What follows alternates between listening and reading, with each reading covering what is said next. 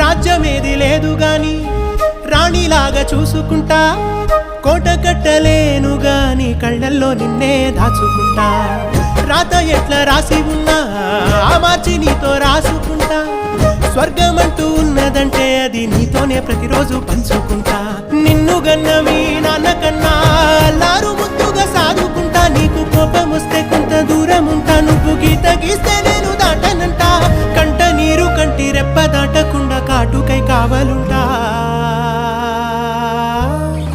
రాంబాయి నీ మీద నాకు మనసాయనే.